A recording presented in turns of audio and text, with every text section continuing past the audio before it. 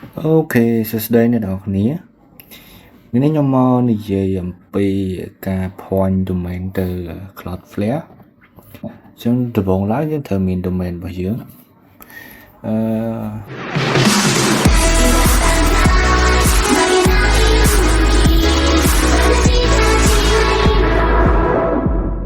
សុំមកដែរ ITK sorry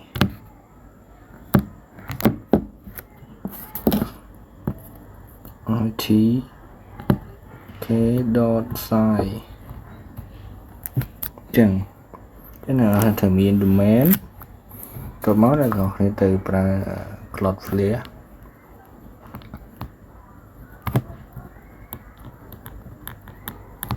ចឹងមាន Cloudflare មួយហើយនៅត្រូវមាន server មួយទៀត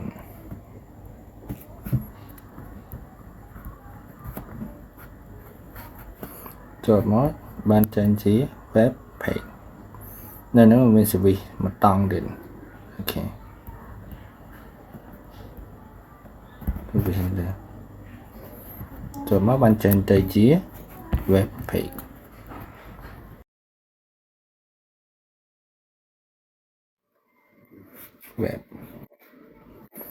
ចឹង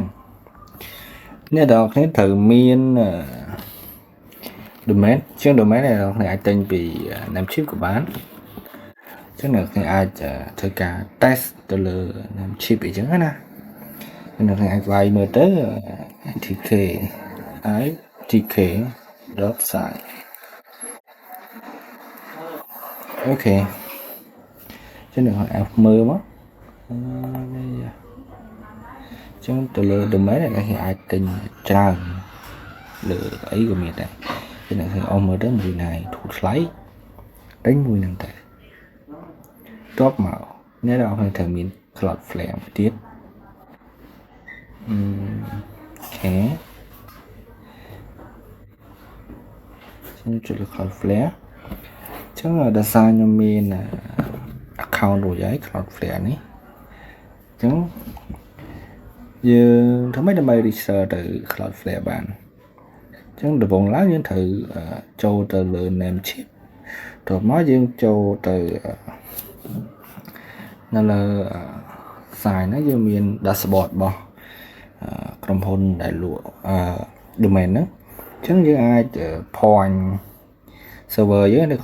Cloudflare ចឹង point ទៅ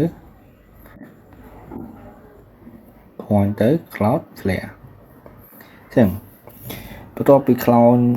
point ទៅ Cloudflare ស្គាល់ហើយចឹងយើងត្រូវមាន server មួយទៀតចឹង server យើងអាចប្រើអីគេយើងអាចប្រើ Windows Server ឬក៏ Linux ក៏បានដែរចឹងសម្រាប់អ្នកនរគ្នាដែលជាដំបូងខ្ញុំអាចប្រៀបមកអាចប្រើទៅលើ Windows Server ចឹងទៅលើ Windows Server ហ្នឹងវាមាន service របស់វាមួយគឺ IIS ពេញមកវាគឺ Internet Information Service ចឹងអ្នកនរអាចទៅឡើងមួយសិនមកចឹងរបៀបទៅឡើងខ្ញុំមានវីដេអូនៅលើ YouTube មួយចូលទៅមើលបានគឺ YouTube របស់ខ្ញុំចឹងវីដេអូហ្នឹងខ្ញុំនិយាយពីការទៅឡើង IIS server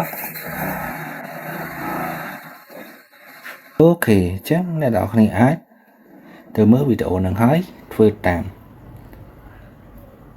ចឹងបន្ទាប់ពីអ្នកនរគ្នាអាចទៅឡើង IIS server បានហើយអ្នកនរគ្នាត្រូវមានកញ្ចក់កូដឬក៏ project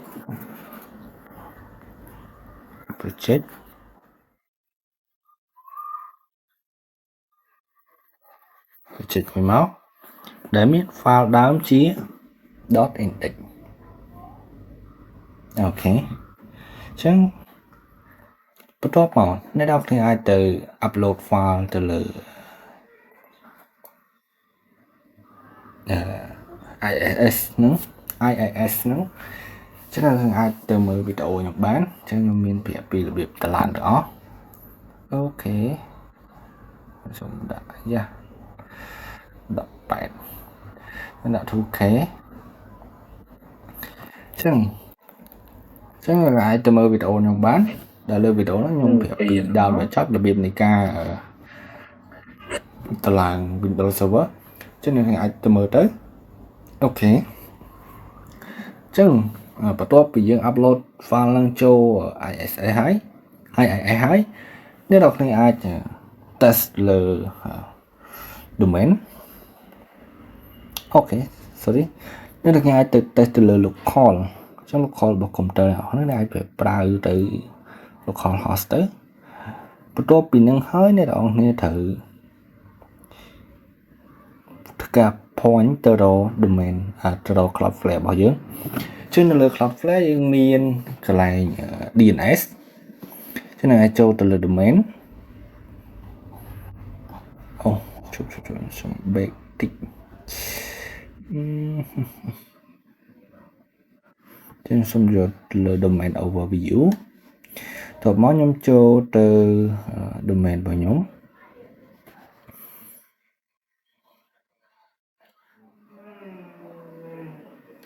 អូខេ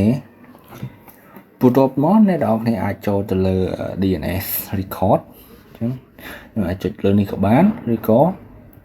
លើប៊ូតុងនេះហើយតមកចុចលើពាក្យ record ចឹងមកដល់តំណនេះ